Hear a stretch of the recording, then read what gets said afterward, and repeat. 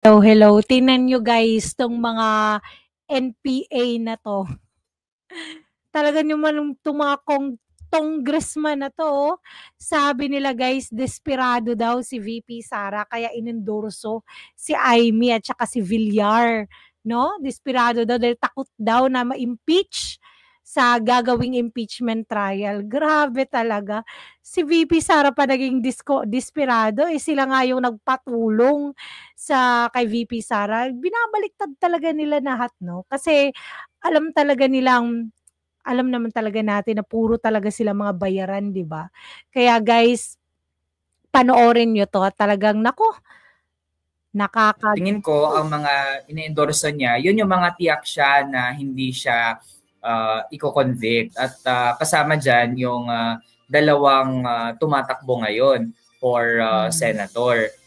Dumagdag sa listahan ng ini-endorsong senador ni Vice President Sara Duterte sa nalalapit na 2025 midterm elections si Las Piñas Representative Camille Villar. Ito ay kahit kabilang pa rin ng kongresista sa Alyansa para sa Bagong Pilipinas ni Pangulong Ferdinand Marcos Jr. Noong nakalipas na linggo lamang ng formal na ilunsad ni VP Sara ang suporta nito sa eleksyon para sa re-electionist na si Senadora Amy Marcos. Ayon kay VP Sara, magkakaisa sa iisang mithiin sina Senator Marcos, Representative Villar at 10 senatorial candidates sa ilalim ng PDP laban ni dating Pangulong Rodrigo Duterte. Ito ay ang pagsulong ng mapayapa at maunlad na Pilipinas. Subalit naniniwala ang makabayan Solon na si Kabataan Party List Representative Raul Manuel, desperado si VP Duterte na mailuklok ang mas maraming kakampi sa Senado sa gitna ng nakaambang impeachment trial nito. Kaya ang pag-endorse niya, nagpapakita yon ng kanyang desperation para isalba yung kanyang sarili kasi kapag makonvict siya, matatapos na ang kanyang ambisyon para magpatuloy pa sa public service. Grabe talaga, no? Ambisyon. Kayo yung mga ambisyoso. Grabe. Totoo ba, Raul? Ikaw yung ambisyoso eh. Naku, talaga nakakagigil to guys ha. Public service. Hindi naman nagtataka ang dalawang House leaders sa naging hakbang ni VP Duterte sa gitna ng papalapit nitong impeachment trial.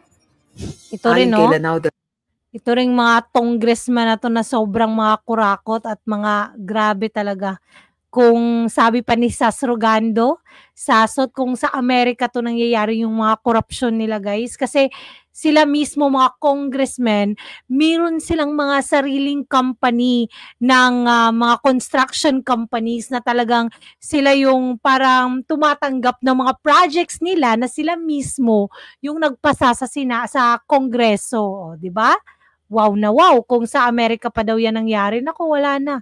Wala na guys, hindi na yan makakaupo ng kahit na anong upuan sa gobyerno. Pero dito sa Pilipinas, wow, grabe.